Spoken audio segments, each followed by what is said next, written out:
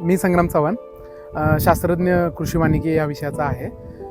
आपण नियासम आणि नाबार्ड यांच्या मदतीने एक वेगळा असा प्रोजेक्ट चालू केलेला आहे, डेव्हलपमेंट ऑफ क्लायमेट रिझिलंट चारा बँक फॉर रेनफेड रिजन्स. याच्यामध्ये आपले 3 वेगवेगळे चारा बँकेचे 3 मॉडेल्स आहेत. त्याच्यामध्ये तुम्ही बघत असाल, जे पहिलं मॉडेल आहे त्याच्यामध्ये आपण लुसियाना, ल्युसन आणि मार्वेल या तिन्हींचं एकत्रपणे आपण लागवड केलेली आहे. दुसऱ्या मॉडेलमध्ये मल्टी टायर आहे, ज्याच्यामध्ये 3 स्ट्रॅटामध्ये विभागलेला आहे.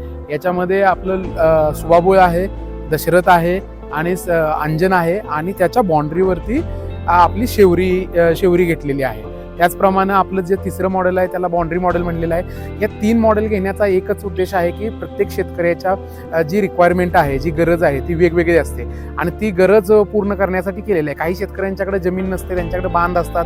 मग त्या बांधाचा देखील कसा सदुपयोग करून आपण हे बहुवर्षीय चारा पद्धतीचं मॉडेल आपण कसं विकसित करू जाऊ शकतो हे बघणार आहे. तर ह्या प्रोजेक्ट अंतर्गत आपण 21 शेतकऱ्यांना हे मॉडेल्स दिलेले आहेत, त्यांच्या चॉईस प्रमाणे. म्हणजे त्यांची काय गरज आहे ती गरज ओळखून, त्यांच्याकडे असणारी जमीन पाहून, त्याचप्रमाणे त्यांच्याकडे असणारा बांध वगैरे पाहून असे हे मॉडेल्स आपण त्यांना दिलेले आहेत. ह्या 21 शेतकऱ्यांना हे मॉडेल देण्याच्या आधी आपण त्यांना इथं बोलवून हे सगळे मॉडेल्स त्यांना दाखवले आणि त्यांना याच्याकडे प्रेरित केलं की जर आपण जास्त असा न्यूट्रिशियस असलेला, पोषणयुक्त चारा असलेला, ज्याच्यामध्ये प्रथिनांचं प्रमाण जास्त आहे, असा चारा जर आपण आपल्या जनावरांना घातला तर जे काही आपण कॉन्सन्ट्रेटेड फीड घालत आहेत, म्हणजे पेंड घालतो किंवा सोया पेंड असेल किंवा आपल्या भुईमुगाची पेंड असेल, तर ह्याच्यावरती आपण खर्च जास्त करतो. हा खर्च कसा आपण 50% पर्यंत कमी करू, या मॉडेलचं महत्त्वाचं एक उद्दिष्ट आहे.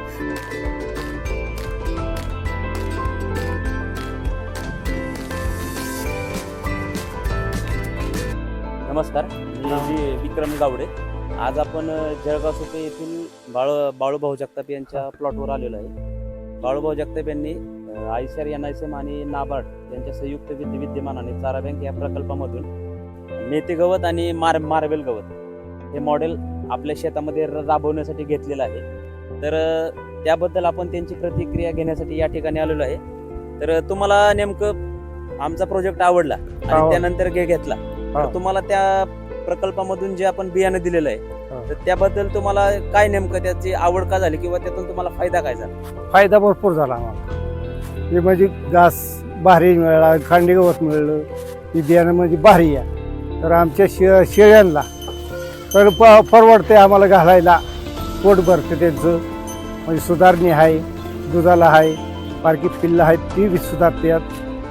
माझं नाव संपत मारुती गावडे, राहणार करावागज, तालुका बारामती. चारा बँक प्रकल्पाअंतर्गत मला बियाणे मेथी घासाचं बियाणे आणि कांडी गवताचं बियाणे हे दिलेलं आहे आणि ते चांगल्या पद्धतीचं आहे. ते कमीत कमी 3 वर्ष तरी ते चालतं, त्या हिशोबाने हे दिलेलं आहे. त्याच्यामुळं शेळ्यांना, गायांना ह्याचा चांगला लाभदायक उपयोग आहे. नमस्ते, मी सुप्रिया बोबडे, राहणार करावागज. नाबार्ड, ICAR आणि NISM यांच्यामार्फत चारा पीक योजनेमार्फत आपल्याला अंजन गवत आणि दशरथ गवतचे 2 सीड प्लॉट आपल्याला मिळाले. सीड त्यांच्याकडून मिळाले.